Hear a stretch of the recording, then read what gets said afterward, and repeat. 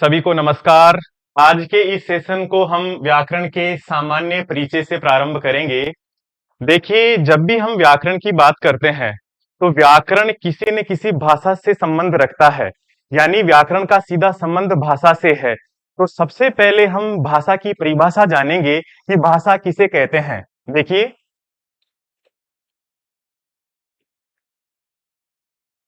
भाषा की परिभाषा है भाष्यते अनया इति भाषा। इसका अर्थ हुआ जिसके माध्यम से हम अपने विचारों को अभिव्यक्त करते हैं या अपने विचारों को संप्रेषित करने के माध्यम को ही हम भाषा कहते हैं। ये माध्यम लिखित रूप में हो सकता है, यानी लिपि के रूप में हो सकता है, किसी ध्वनि के रूप में हो सकता है, या किसी संकेत के रूप में हो सकता है। अब जो भाषा है, उस भाषा के स्वरूप को बनाए रखने के लिए एक निश्चित नियमावली की आवश्यकता होती है।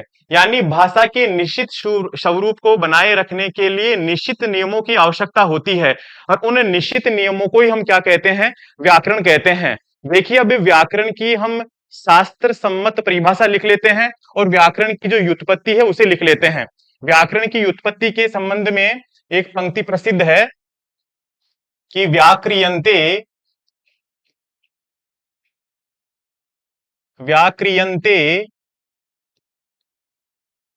युत्पादन्ते युत्पादन्ते शब्दः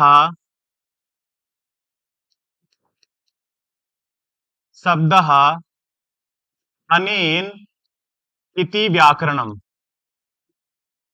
इति व्याकरणम्। व्याकरण किसे कहेंगे?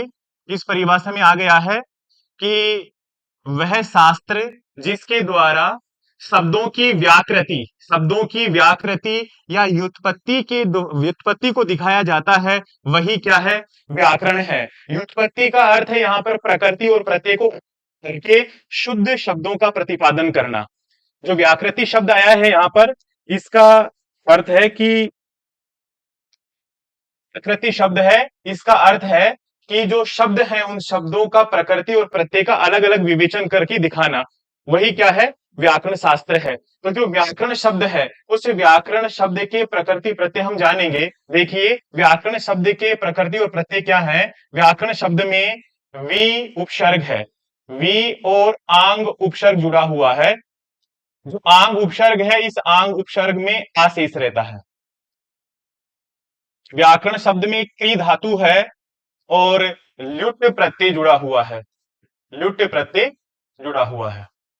जो ल्युट प्रत्यय है, इसका अनुबंध लोप करते हैं, इत संज्ञा करके उसका लोप करते हैं, तो इसमें यू शेष रहता है और यू के स्थान पर अन आदेश होकर के व्याकरण शब्द बनता है। देखिए, व्याकरण शब्द की एक परिभाषा महाभाष्य में भी आई है। महाभाष्य में क्या परिभाषा आई है? देखिए,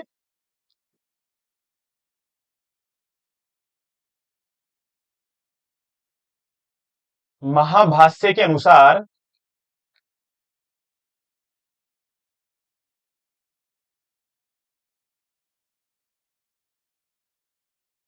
महाभाष्य के अनुसार क्या परिभाषा आई है? देखिए, महाभाष्य के अनुसार परिभाषा आई है लक्ष्य लक्ष्य लक्षणे व्याकरणम।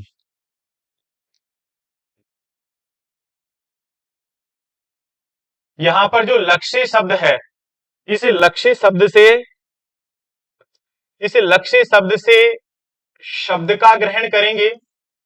यानी लक्ष्य क्या है? शब्द है। और जो यहाँ पर लक्षण लिखा हुआ है, इस लक्षण से हम सूत्र का ग्रहण करेंगे। जो व्याकरण शास्त्र है, उस व्याकरण शास्त्र में जो नियम है वो सूत्रों के फॉर्म में है, सूत्र के रूप में है। तो जो सूत्र है, इन सूत्रों शब्द प्रतिपादन करना ही क्या कहलाता है? व्याकरण कहलाता है। ये परिभाषा महाभाष्य के अनुसार है, इसे आप याद कर लेंगे। और जो व्याकरण है, इस व्याकरण का ही दूसरा नाम जो महाभाष्य, उसमें शब्दानुशासन कहा गया है। इस महाभाष्य में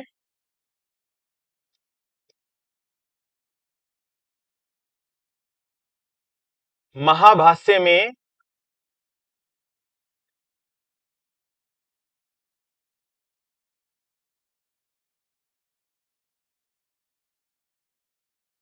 व्याकरण को क्या कहा गया है?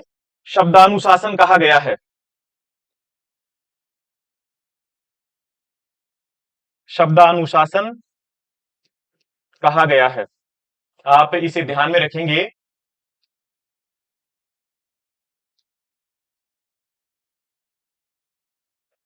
कहा गया है। अब आगे देखिए, महाभाष्य के अनुसार व्याकरण को हम शब्दानुशासन कहेंगे। महाभाष्य में व्याकरण की परिभाषा लक्ष्य लक्षणे व्याकरणम है।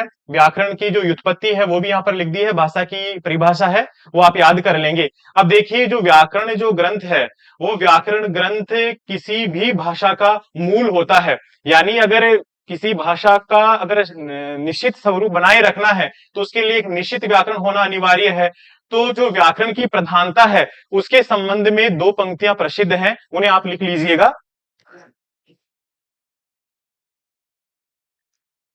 देखिए क्या पंक्तियां प्रसिद्ध हैं।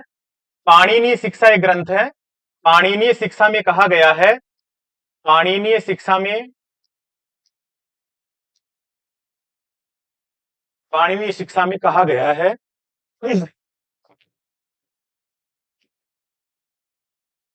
मुखम व्याकरणम स्मृतम, मुखम व्याकरणम स्मृतम। इसका अर्थ हुआ कि जो व्याकरण है उस व्याकरण को मुख्य के रूप में स्मृत किया जाता है। जो वेद है अगर उस वेद को पुरुष के रूप में कल्पित किया जाए, और जो छह वेदांग हैं, छह वेदांग हैं, छंद, ज्योतिष, कल्प, निरुक्त, शिक्षा और व्याकरण, इन छह जो इन वेदांग है, इन वेदांगों को जो वेद पुरुष के रूप में जो कल्पना की गई है उसमें उस पुरुष का मुख किसे माना गया है? व्याकरण को माना गया है। जैसे किसी भी व्यक्ति की पहचान किससे होती है? उसके मुख को देख करके होती है। ठीक वैसे ही जो भाषा है उस भाषा की पहचान किससे होगी? उसके व्याकरण से होगी। तो जो पाणिनीय शिक्षा है इसमें लिखा गया है मुखम व्याकरणम स्मृतम, यानी जो संस्कृत व्याकरण है उस संस्कृत व्याकरण को उस वेद पुरुष का क्या माना गया है? मुख माना गया है। मुख के रूप में सुशोभित है, मुख्य रूप में उसे स्मृत किया जाता है। देखिए, जो व्याकरण की प्रधानता है उसके संबंध में महाभाष्य में भी एक पंक्ति है, वो भी आप नोट कर लें। महाभाष्य में, महाभाष्य में व्याकरण की प्रधानता के संबंध में लिखा गया है। क्या लिखा गया है? देखिए, प्रधानम, प्रधानम च, प्रधानम च षट्सु अंगेषु, प्रधानम च षट्सु अंगेषु, अंगेषु व्याकरणम,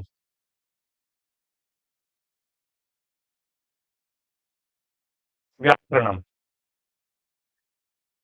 इसमें भी वही बात कही है, जो छह अंग है, जो छह वेदांग हैं, उन छह वेदांगों में सबसे प्रधान किसको माना है? व्याकरण को माना है।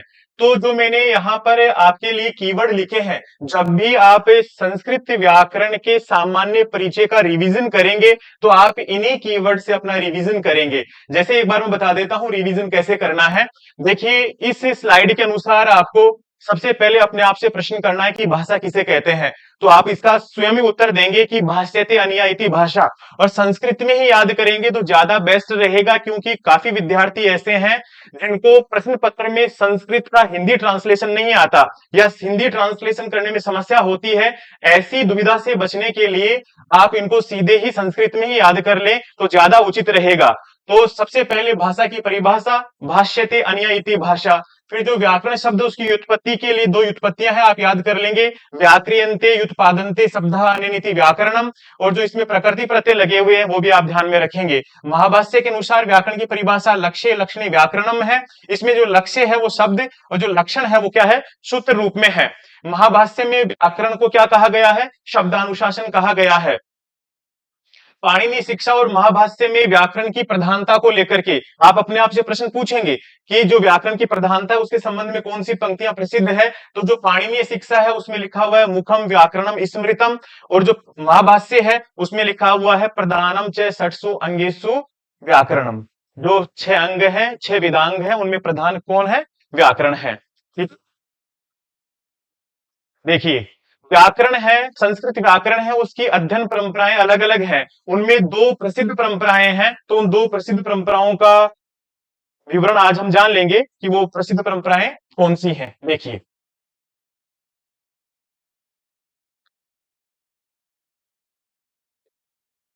देखो देखिए, एक परंपरा है बारहस्पति परंपरा।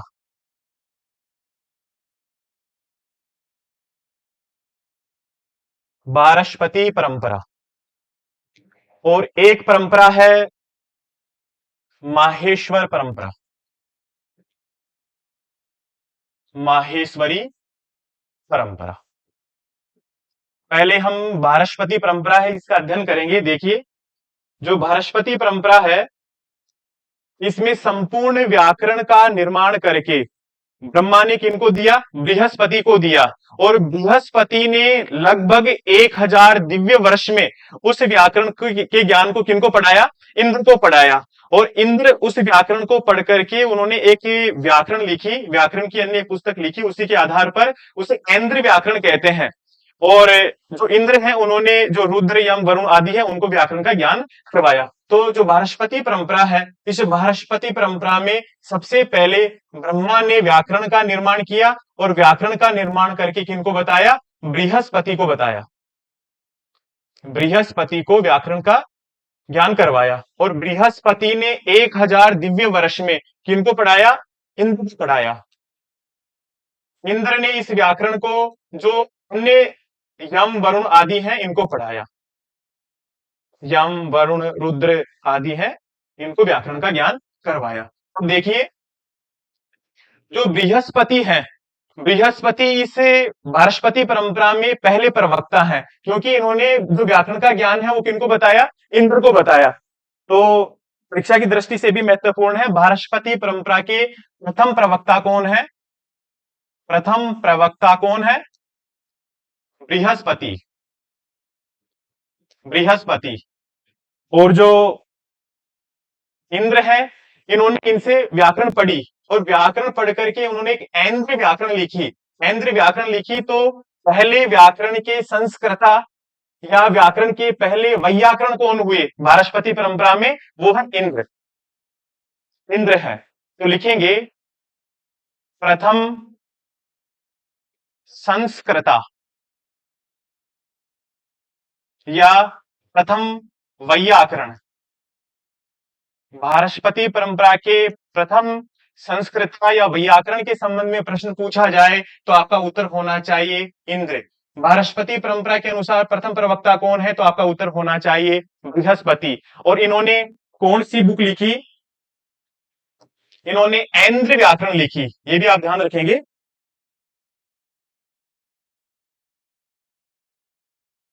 ऐन्द्र व्याकरण।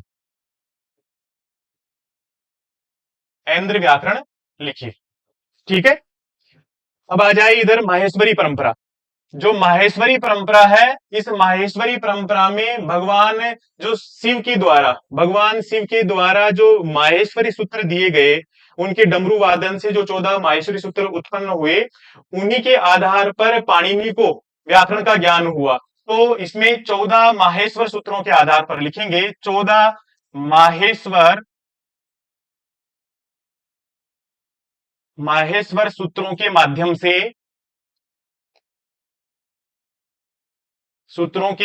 से व्याकरण का ज्ञान किनको हुआ? पाणिनि को।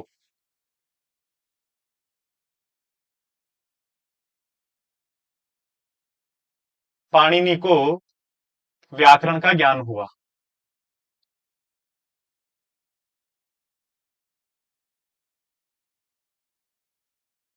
पाणिनि को व्याकरण का ज्ञान हुआ, इस कारण से इस माहेश्वरी परंपरा को पाणिनीय परंपरा भी कहते हैं। आप ये ध्यान रखेंगे, पाणिनीय परंपरा भी कहते हैं।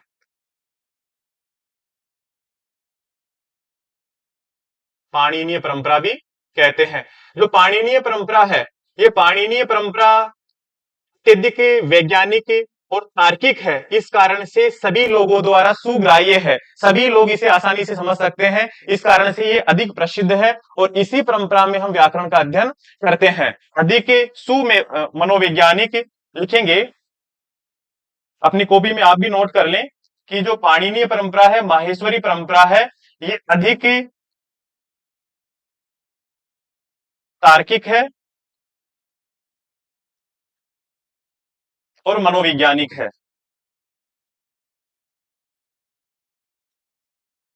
इस कारण से ये अधिक प्रसिद्ध और सुग्राह्य है। ठीक है।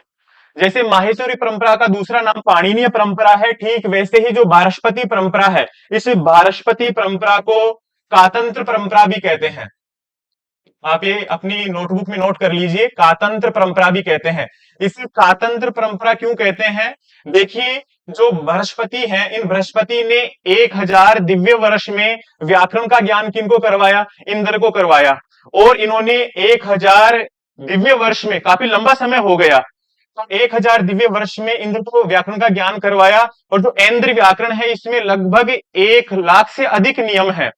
तो इन्होंने क्या किया? बृहस्पति ने जब इंद्र को व्याकरण पढ़ाया तो शब्दों का प्रतिपद पाठ किया, एक शब्द को अलग अलग बताया। इस कारण से इतना समय लग गया और बहुत सारे नियम भी बन गए। इस कारण से नियमों में कठिनता होने के कारण से इसे क्या कहते हैं? कातंत्र परंपरा भी कहते हैं। आज के समय में इतना समय किसी के पास में है क्या? एक सामान्य पुरुष की आयु 100 साल होती है और 1000 दिव्य वर्ष तो बहुत सारा समय हो गया। इतने समय के लिए कोई व्याकरण नहीं पढ़ सकता। इस कारण से इस परंपरा को नियमों में कठिनता होने के कारण से क्या कहा गया है? कातंत्र परंपरा कहा गया है। जब भी आप इसका रिवीजन करें तो अपने आप से प्रश्न करें कि व्याकरण की अध्ययन परंपराएं कितनी है और इनमें इनका विवरण क्या है। ठीक है।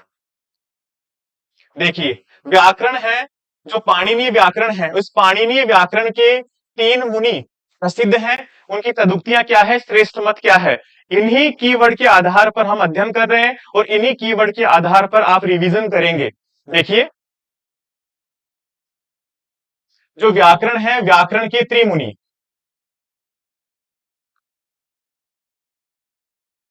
त्रिमुनि त्रिमुनि है। उनमें पहले मुनि कौन है?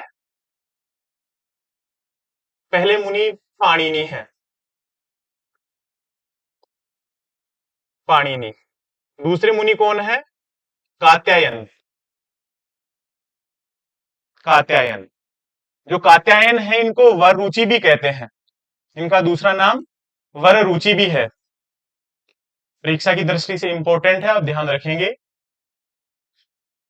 तीसरे जो मुनि है, पतंजलि।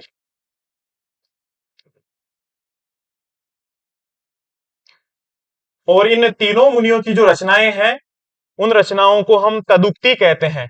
इन तीनों मुनियों की रचनाएं हैं, जो रचना है, उस रचना को ही क्या बोलते हैं? तदुक्ति बोलते हैं। इनकी प्रसिद्ध रचनाएं कौन सी हैं? देखिए, जो आचार्य पाणिनि है, इनकी रचना है वो है अष्टाध्यायी। जो अष्टाध्यायी ग्रंथ है, वो संपूर्ण संस्कृत व्याकरण का आधार स्तंभ है। संपूर्ण व्याकरण इसी पर टिका हुआ है।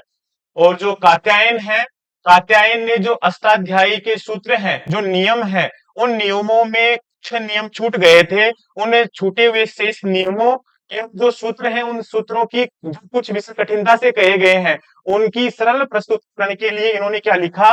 वार्तिक लिखा। तो जो वर रुचि है, कात्यायन है, इन्होंने क्या लिखा? वार्तिक लिखा। और जो पाणिनि के सूत्र और कात्यायन की जो वार्तिक है, यानी अष्टाध्यायी और वार्तिक पर गहन विचार करके जो पाणिनि के सूत्र हैं, उन्हीं की प्रामाणिकता को स्पष्ट करने के लिए पतंजलि ने क्या लिखा? महाभाष्य लिखा। महाभाष्य, महाभाष्य लिखा। देखिए, अपने आप से प्रश्न करिए, व्याकरण के 3 मुनि कौन है? पाणिनि, कात्यायन और पतंजलि। इनका क्रम भी देखेंगे। प्रथम मुनि है पाणिनि, द्वितीय है कात्यायन और तृतीय है पतंजलि। और इन जो तीनों मुनि हैं इनकी जो रचनाएं हैं उनको हम क्या बोलते हैं, तदुक्ति बोलते हैं। पाणिनि की रचना है वो अष्टाध्यायी है, कात्यायन की रचना है वार्तिक है, पतंजलि की रचना है वो महाभाष्य है। इन तीनों ही रचनाओं को क्या बोलेंगे, तदुक्ति बोलेंगे। अब देखिए इन तीनों मुनियों में सबसे श्रेष्ठ मत किनका है। इन्होंने सूत्र लिखे यानी व्याकरण की मूल पुस्तक अष्टाध्यायी लिखी। इनमें कुछ विषय छूट गए थे और जो कठिनता से कहे गए विषय हैं उनको सरल प्रस्तुतिकरण के रूप में वार्तिक लिखी। अब पाणिनि और कात्यायन दोनों पर ही विचार करके इन्होंने जो पाणिनि के सूत्र हैं इनकी प्रामाणिकता स्पष्ट करने के लिए, स्थापित करने के लिए इन्होंने महाभाष्य लिखा। तो इनमें इन्हीं सूत्रों की प्रामाणिकता स्पष्ट करने के लिए महाभाष्य लिखा गया। इस कारण से जो पतंजलि है, पतंजलि का मत ही सर्वश्रेष्ठ है।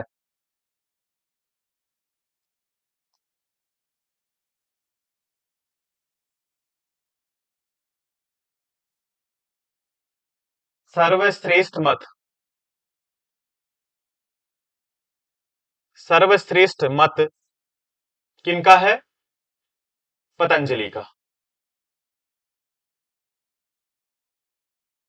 पतंजलि का ये वेरी मोस्ट है, आप ध्यान रखेंगे।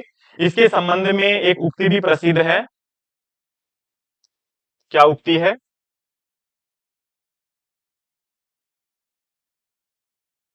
एक उक्ति है, यथोत्तरम, यथोत्तरम मुनीनाम प्रामाण्यम।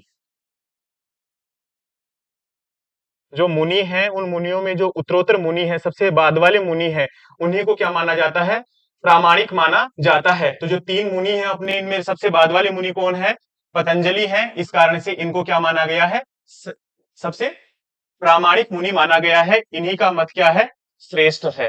ठीक है, देखिए जो अपने त्रिमुनि हैं, जब हम संस्कृत व्याकरण का अध्ययन कर रहे हैं तो थोड़ा थोड़ा ज्ञान हमें जो त्रिमुनि हैं उनके बारे में, उनके परिचय के रूप में पता होना चाहिए। इनमें पहले मुनि कौन से हैं, पाणिनि है। देखिए इनके बारे में, इनकी जीवनी के बारे में थोड़ा हम अध्ययन कर लेते हैं। भगवान जो पाणिनि है, इनका जन्म कहाँ हुआ, सबसे पहले इनके स्थिति काल के बारे में पता कर लेते हैं। इनका जन्म या स्थिति काल लगभग 500 ईसा पूर्व माना गया है। ठीक है, इनका जन्म स्थान जन्म स्थान कहाँ है इनका, शलातुर। शलातुर जो अभी लाहौर में है, ये जगह कहां पर है, लाहौर में है। इनकी माता का नाम दाक्षी है और पिता का नाम पणिन है।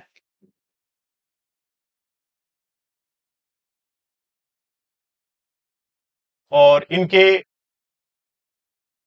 गुरु का नाम वर्ष आचार्य है।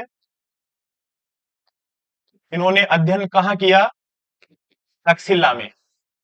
इनका अध्ययन कहाँ हुआ, अध्ययन केंद्र तक्षशिला है, केंद्र तक्षशिला है। ठीक है, इनकी जो तदुक्ति है, मूल रचना है, उसका नाम क्या है, अष्टाध्यायी है। तो हम अष्टाध्यायी के बारे में भी थोड़ा जान लेते हैं।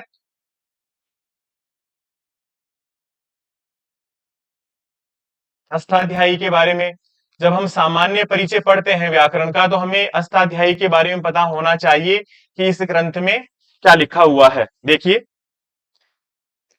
जो अष्टाध्यायी ग्रंथ है, जो अष्टाध्यायी ग्रंथ है, इस अष्टाध्यायी ग्रंथ में, अष्टाध्यायी ग्रंथ का यानी व्याकरण का दूसरा नाम क्या पड़ा था, अभी शब्दानुशासन।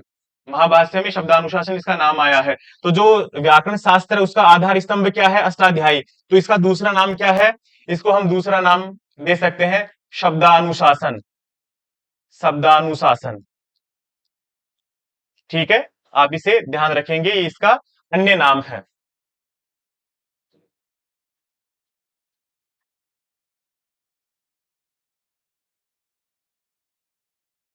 अन्य नाम शब्दानुशासन है। ठीक है, जो अष्टाध्यायी ग्रंथ है। इस अष्टाध्यायी ग्रंथ के नाम से ही पता लग रहा है कि इसमें कितने अध्याय हैं। इसमें 8 अध्याय हैं। कितने अध्याय हैं? अष्ट अध्यायी। यानी इसमें कितने अध्याय हैं? 8 अध्याय हैं। जो ये 8 अध्याय है ना, इस 8 अध्यायों में प्रत्येक अध्याय के 4-4 पाद हैं।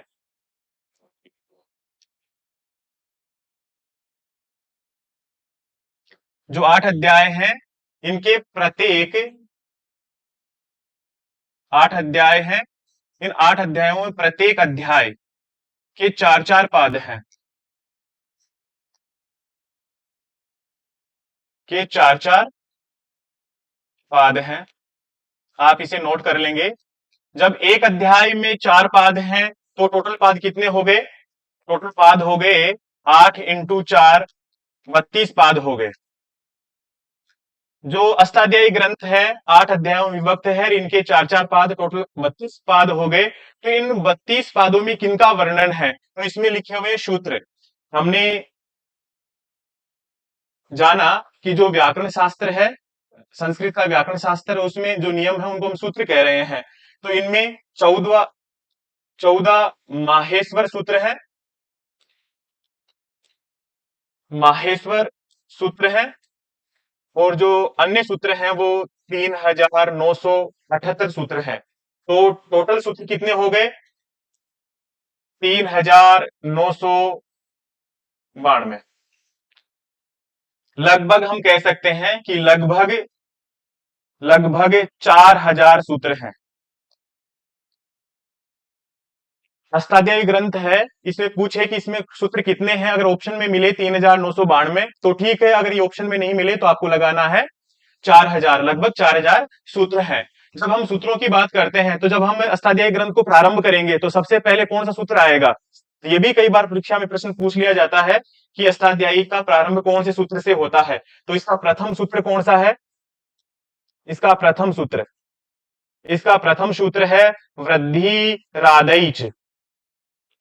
वृद्धि रादैच, वृद्धि संज्ञा करने वाला सूत्र है वृद्धि रादैच। और इसका अंतिम सूत्र कौन सा है? अंतिम सूत्र, अष्टाध्यायी ग्रंथ का अंतिम सूत्र कौन सा है? अंतिम सूत्र है अ, अ। आप इसे याद कर लेंगे। प्रथम सूत्र कौन सा है, अंतिम सूत्र कौन सा है? अब देखिए, जो अष्टाध्यायी ग्रंथ है, इस अष्टाध्यायी ग्रंथ में एक सूत्र आता है पूर्वत्रा सिद्धम। उसके संबंध में भी आपको जानकारी होनी चाहिए। सामान्य परिचय में हमें यह भी जान लेना चाहिए कि जो पूर्वत्रा सिद्धम है वो सूत्र क्या कहता है। पूर्वत्रा सिद्धम, जब हम संधियां पढ़ेंगे वहां पर भी ये काम आएगा, तो आप इसका ध्यान रखेंगे। जो पूर्वोत्तरा सिद्धम है, ये सूत्र ये कहता है कि अष्टाध्यायी में आपने जो 32 पाद पढ़े हैं या 8 अध्याय पढ़े हैं, इन 8 अध्यायों में जो 7.25 अध्याय है, उन 7.25 अध्यायों के प्रति जो बचे हुए जो 3 पाद हैं, उन वो 3 पाद असिद्ध हो जाते हैं। देखो, मैं एक बार लिख करके आपको बताता हूं, अच्छे से आपको समझ में आ जाएगा कि जो अष्टाध्यायी है उसके 7.25 अध्याय, जब संस्कृत में इसे लिखा हुआ आप देखेंगे तो वो मिलेगा आपको सपाद सप्ताध्यायी। सपाद सप्ताध्यायी, या ये भी कह सकते हैं कि 7 अध्याय। एक अध्याय में 4 पाद हैं तो 7 चौक 28 और सवा एक, ये हो गया 29 पाद। इसे 29 पाद भी कह सकते हैं। इन 29 पादों की अपेक्षा जो बचे हुए जो 3 पाद हैं वो क्या हो जाते हैं? सिद्ध हो जाते हैं। इसके लिए वहां पर लिखा हुआ होता है त्रिपादी। त्रिपादी, जब हम संस्कृत व्याकरण का अध्ययन करते हैं वहां पर जो 7.25 अध्याय यानी 29 पादों के सूत्र हैं, 29 पादों के सूत्रों में से कोई सूत्र या बचे हुए जो 3 पाद हैं इनके सूत्र, इन दोनों ही स्थितियों में दोनों ही जगह के सूत्र हैं। उन दोनों ही सूत्र अगर एक साथ काम करने के लिए आ जाए, यानी जो 29 पाद हैं, 7.25 अध्याय है, इनका कोई सूत्र या जो बचे हुए 3 पाद है इनका कोई सूत्र, दोनों एक साथ काम करने के लिए आ जाए तो प्राथमिकता किनको दी जाएगी? जो 7.25 वाले हैं उनको। यानी बचे हुए जो 3 पाद हैं वो इसके प्रति क्या हो जाते हैं? सिद्ध हो जाते हैं। तीन पाद ये क्या है, सिद्ध है। जब हम संध्या पढ़ेंगे तब इसका और विस्तार से अध्ययन करेंगे। सामान्य सामान्य अष्टाध्यायी का परिचय यही है। ठीक है, देखिए जो त्रिमुनि है, त्रिमुनि में दूसरे मुनि कौन है, कात्यायन है। इनका दूसरा नाम क्या है, वरुचि है। हम इनके स्थिति काल की बात करते हैं तो इनका स्थिति काल 350 ईसा पूर्व है। 50 ईसा पूर्व है। ठीक है, इन्होंने क्या लिखा, इन्होंने वार्तिक लिखी। ये वार्तिककार है, इन्होंने वार्तिक लिखी। और वार्तिकों की संख्या कितनी है, वार्तिकों की संख्या लगभग 4000 से लेकर के 5000 के बीच में वार्तिकें हैं। निश्चित संख्या ज्ञात नहीं है। तो देखिए,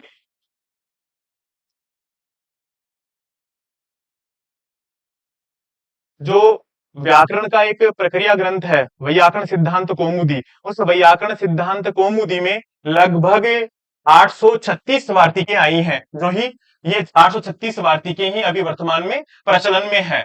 लिखेंगे हम, जो वैयाकरण सिद्धांत कौमुदी है, वैयाकरण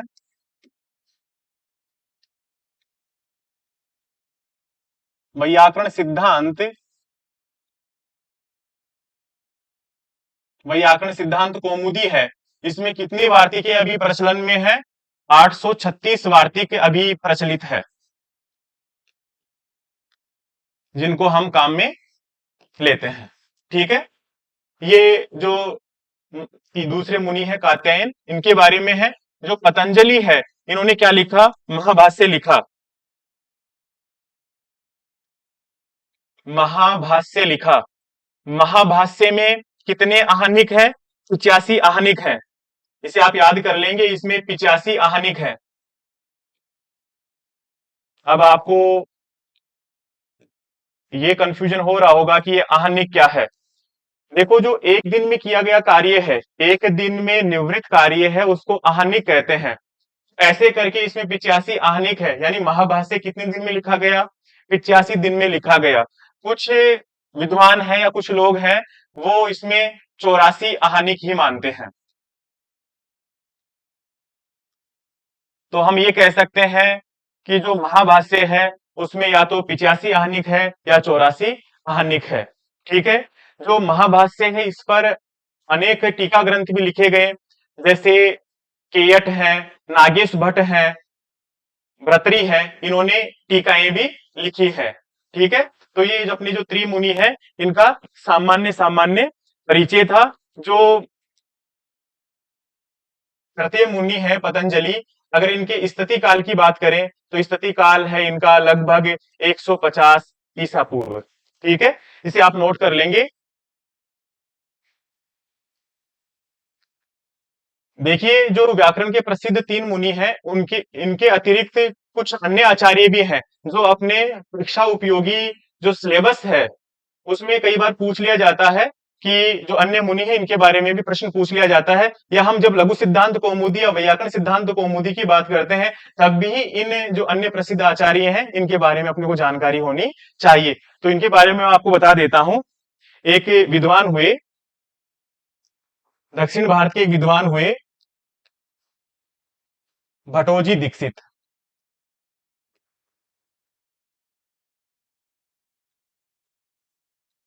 भटोजी दीक्षित, जो भटोजी दीक्षित है, इन्होंने एक प्रक्रिया ग्रंथ लिखा। उस प्रक्रिया ग्रंथ का नाम है वैयाकरण सिद्धांत कौमुदी। वैयाकरण सिद्धांत कौमुदी।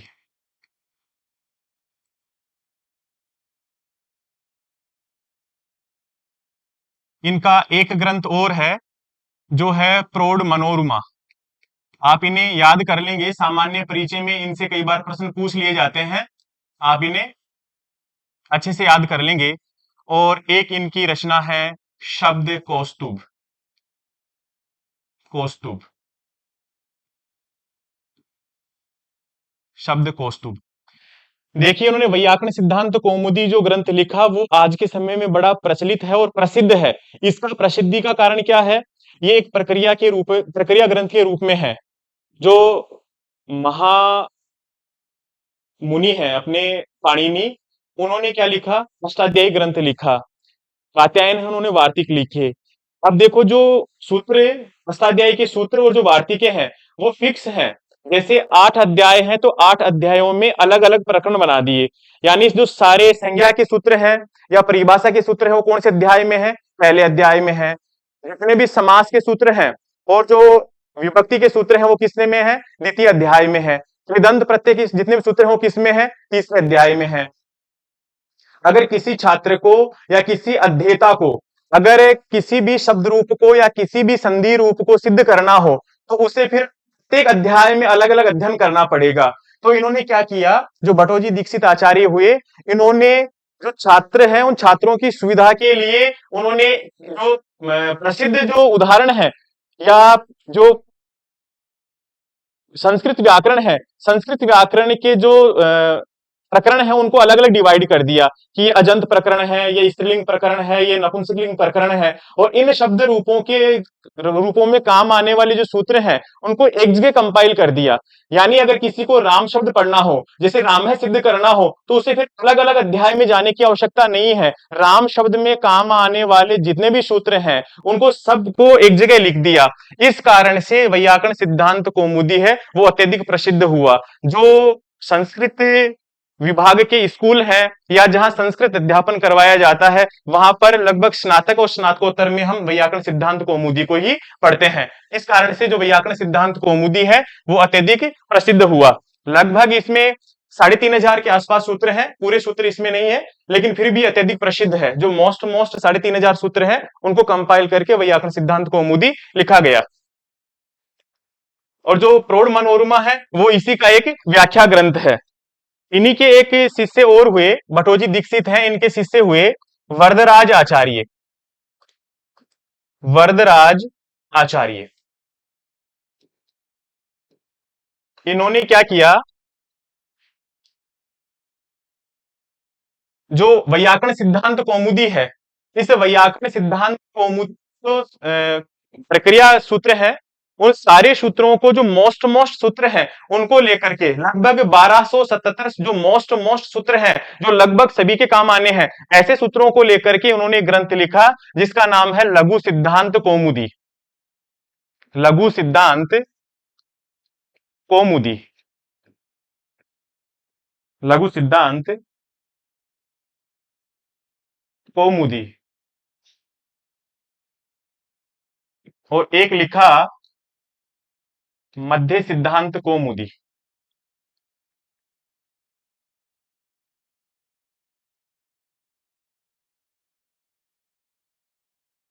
और एक लिखा सार सिद्धांत कौमुदी। सार सिद्धांत कौमुदी।